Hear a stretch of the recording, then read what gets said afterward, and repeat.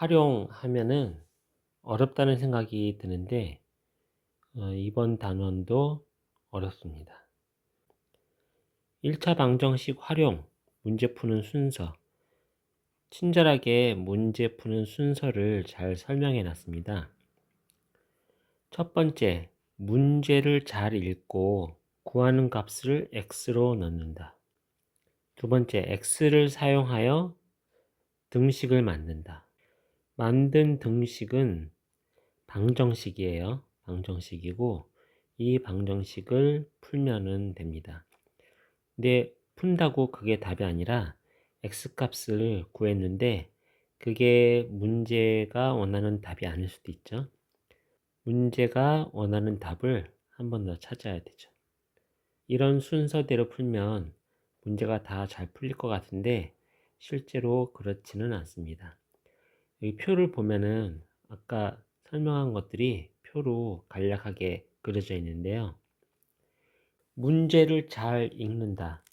문제를 잘 읽는 것도 쉽지가 않죠. 그 다음에 구하려는 것을 x로 놓는다. 어떤 것을 x로 놓고 x값을 구해야 되는지 정해야 돼요. 근데 그것도 쉽지는 않습니다. 방정식을 세운다. 등식을 세운다고 했죠? 등식은 방정식을 얘기하는 거예요. 같은 것이 두 개가 있어요. 그것을 두 개를 같다라고 이렇게 등식을 만들으라는 얘기죠. 같은 것을 두 개를 찾는 게 생각보다는 쉽지는 않습니다. 같은 것을 찾아서 등식을 만드는 것, 방정식을 만드는 것이 해야 될 일입니다.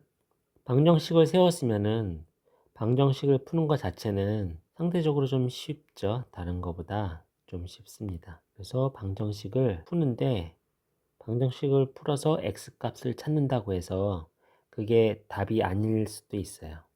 x값이 답일 수도 있지만 아닐 수도 있기 때문에 확인한다 라고 표현한 겁니다. 문제가 원하는 답이 있어요. 그것을 한 번 더 확인해서 찾아야 되겠습니다. 이렇게 하면은 뭐 그렇게 어렵지 않을 것 같은데 실제로 문제를 풀어보면은 항상 활용 문제는 어렵습니다. 예를 세 가지를 준비했는데 이 예 말고도 많은 예들이 있어요. 그걸 다 소개할 수는 없기 때문에 대표적인 거 3개 소개를 합니다. 첫 번째, 나이 문제. 시험에 잘 나오는 것 중에 하나가 이 나이 문제예요. 문제를 잘 읽으라 그랬죠? 나이의 차가 2살인 형과 동생의 나이 합이 28살. 형과 동생의 나이를 구하라. 잘 읽었죠? 근데 뭐 알겠어요? 이거 참 쉽지가 않아요. 문제를 잘 읽으라 그래서 일단은 잘 읽었죠.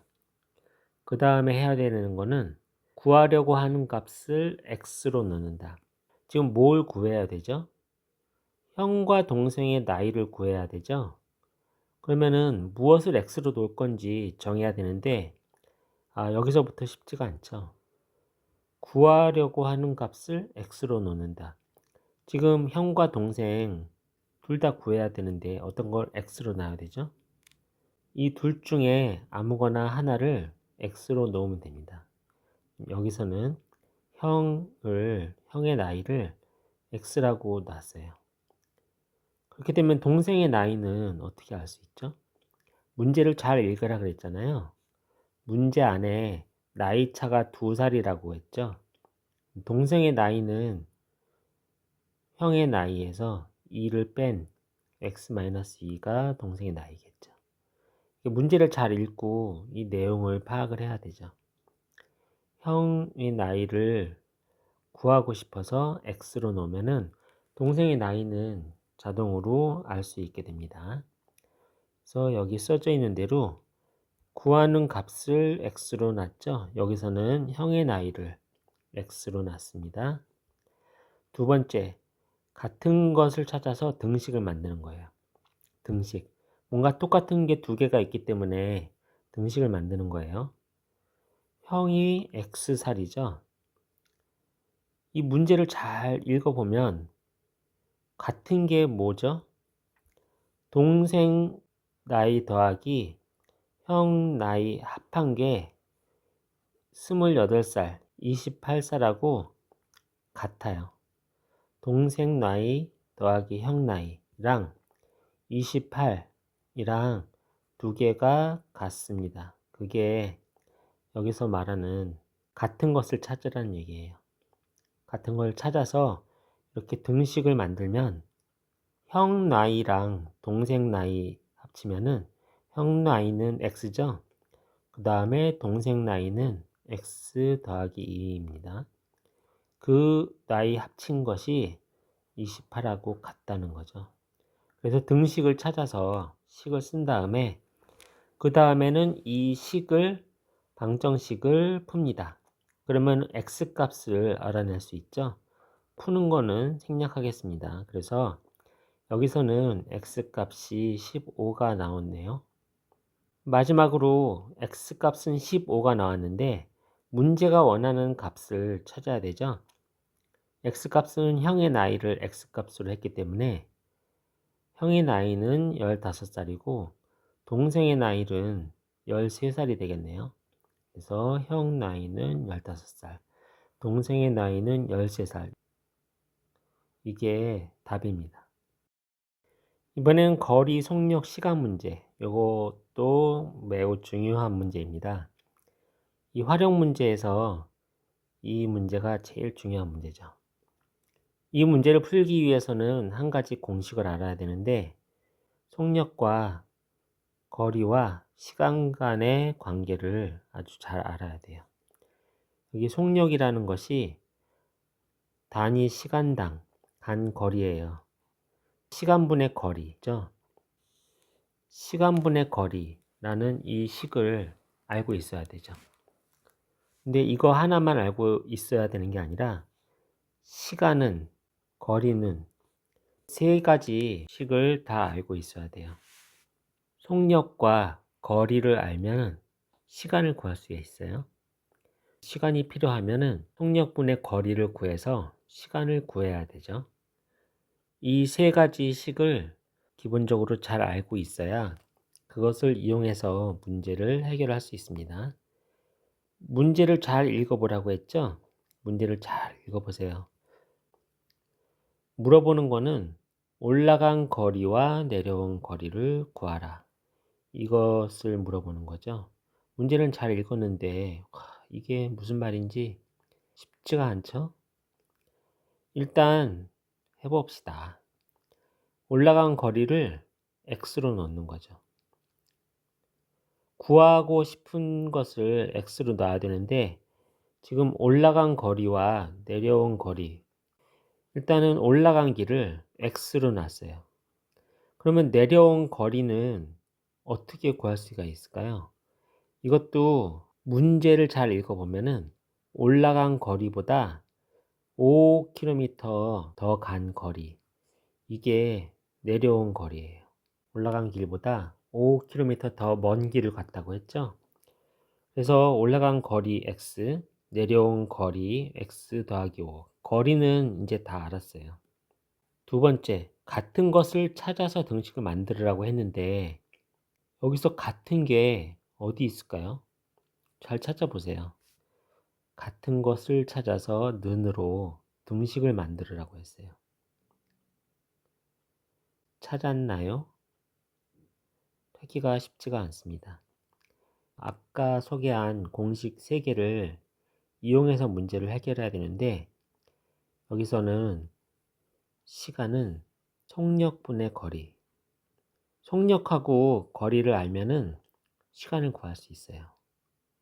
올라갈 때의 시간은 어떻게 구하냐면은 올라갈 때의 속력 3km 분의 올라갈 때의 거리 x, 요것이 올라갈 때의 시간입니다. 이거를 알아야 돼요. 이것을 사용할 줄 알아야 이 문제를 풀 수가 있습니다. 올라갈 때의 시간은 3분의 x죠.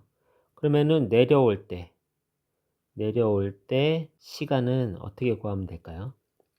이것도 속력분의 거리로 구해야 된다는 것을 알아야 됩니다. 속력은 시속 2km니까 내려올 때는 속력이 2고 내려온 거리는 x 더하기 5죠. 그래서 2분의 x 더하기 5가 내려온 시간이에요. 요거를 구할 줄 알아야 이 문제를 풀 수 있습니다. 그래서 올라갈 때 시간, 내려올 때 시간 둘을 더하면은 3분의 x 더하기 2분의 x 더하기 5, 이게 올라갈 때 시간, 내려올 때 시간이죠. 그 두 개를 합친 것이 총 5시간 걸렸다는 얘기죠. 이런 등식을 만들 줄 알아야 됩니다. 그래야 문제를 해결할 수 있죠. 연습을 하면 다 할 수 있어요. 연습을 많이 해보시기 바랍니다. 어쨌든 이 등식을 이제 또 풀어야 되는데 이거 푸는 것도 쉽지는 않아요. 이 푸는 거는 이전에 다 할 줄 안다고 가정을 하고 x를 구하면은 x는 3이네요. x가 3이란 얘기는 올라갈 때 거리가 3km라는 얘기고 내려올 때는 거리가 어떻게 되죠? 8km죠. 그러면은 올라간 거리 3km, 내려온 거리 8km면은 문제에서 원하는 그런 답을 구할 수 있겠습니다. 거리, 속력, 시간 문제는 매우 중요하기 때문에 푸는 방법을 제대로 익혀서 잘 풀기 바랍니다. 세 가지 예 중에 마지막 농도 문제인데 농도 문제도 거리, 시간, 속력 문제랑 좀 비슷해요. 이것은 농도는 소금물분의 소금이라는 이 식을 이용해서 푸는 건데 여기도 마찬가지로 소금은 소금물 곱하기 농도라는 식도 알아야 되고 소금물은 농도분의 소금, 이 식도 알아야 됩니다. 이렇게 세 가지 식을 다 알아서 속력, 거리, 시간 문제와 같이 이것을 이용해서 등식을 세우고 문제를 풀어야 되겠습니다. 농도 문제 처음 보면은 쉽지가 않습니다. 이것도 구하려고 하는 것을 x로 놓으라고 했는데 구하려고 하는 것은 몇 g의 물을 더 넣으면 이라는 질문이기 때문에 더 넣는 추가하는 물의 양을 x로 놓습니다. 몇 g을 더 넣는지 추가하는 물의 양을 xg으로 놓고 같은 것을 찾아서 등식을 만들으라고 했는데 무엇을 같은 것으로 놓는지도 자꾸 연습을 통해서 알아야 됩니다. 여기서는 물을 넣기 전과 물을 넣은 다음에 소금의 양이 같아요. 소금의 양이 물을 넣기 전과 물을 넣은 후에 소금의 양이 같죠. 소금의 양은 어떻게 구한다고 그랬어요? 소금물 곱하기 농도. 처음에 물을 넣기 전에 소금물은 300g, 농도는 12%죠. 100분의 12. 이것이 소금의 양이에요.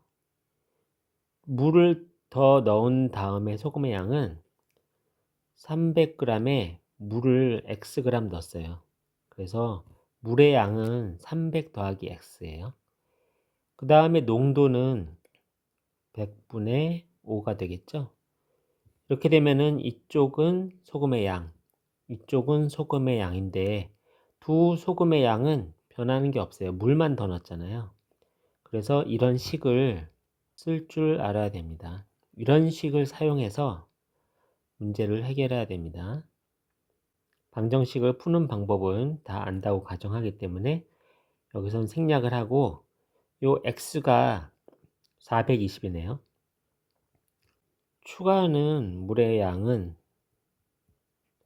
420g이네요. 여기서 x가 420이 나왔지만 문제를 잘 읽고 구하려는 답인지 한 번 더 확인을 해야 됩니다. 요 x의 값과 구해야 되는 값은 서로 다를 수가 있어요. 그래서 문제를 확인해 보니까 몇 g의 물을 더 넣으면 되는지 물어봤기 때문에 이 문제에 대한 답은 420g 이죠? 이 420g이 이 문제의 답입니다. 이렇게 세 가지 경우를 살펴봤는데 이 경우 말고도 다른 형식으로 문제가 많이 나올 수가 있거든요. 형식 하나하나마다 푸는 방법을 잘 생각해 보고 문제를 잘 푸시기 바랍니다.